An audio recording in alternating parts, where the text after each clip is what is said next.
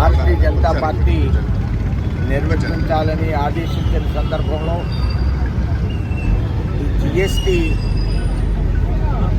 ఈ నిర్ణయం ఏదైతే ఉందో మన ప్రధానమంత్రి గారు ఆగస్టు 15 సందర్భంగా వారి మనసులో ఉన్నటువంటి అంశాన్ని బహిర్గతం చేయడం, దాన్ని ప్రభుత్వం దసరా దీపావళి కానుకగా ఈ కార్యక్రమాన్ని అనౌన్స్ చేయడం జరిగింది.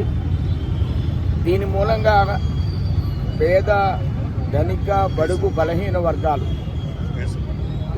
అన్ని వర్గాల ప్రజలు కూడా దీంట్లో లబ్ధి పొందడం జరిగింది. ముఖ్యంగా కార్స్ కూడా 30 లక్షలు, 25 లక్షలు కూడా తగ్గే విధంగా 4 వీలర్స్, పెద్ద పెద్ద వాహనాలు ఆ విధంగా ఈ ట్యాక్స్ తగ్గడం జరిగింది.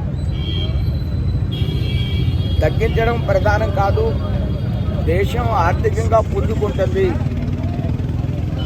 సహజంగా ట్యాక్సులు తగ్గించడం అంటే అది చిన్న విషయం కాదు. ఈవేళ ఉన్న పరిస్థితిలో ప్రపంచ దేశాలు ఆర్థికంగా తిరోగమన స్థితిలో ఉంటే భారతదేశం ఆర్థికంగా ప్రగతి సాధిస్తూ 4వ స్థానం నుంచి 3వ స్థానంలోకి వెళుతున్న సందర్భంలో ఈ జిఎస్టీని తగ్గించడం, ఈ జిఎస్టీని ఇప్పుడు తగ్గించడం కాదు, రాబోయేటువంటి రోజుల్లో జిఎస్టీని సింగిల్ డిజిట్కి తీసుకొచ్చే పరిస్థితులు కూడా మనం చూడబోతున్నాం.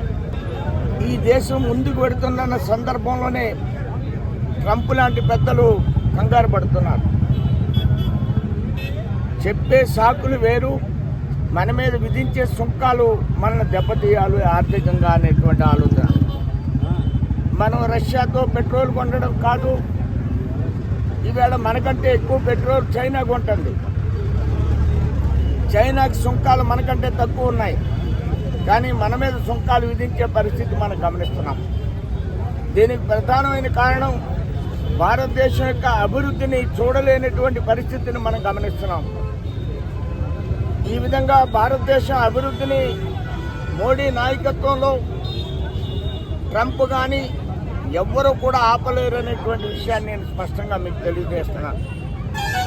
మనం ఈ మధ్య కాలంలోనే దేశంలో చిప్పును కూడా ఆవిష్కరించుకున్నాం.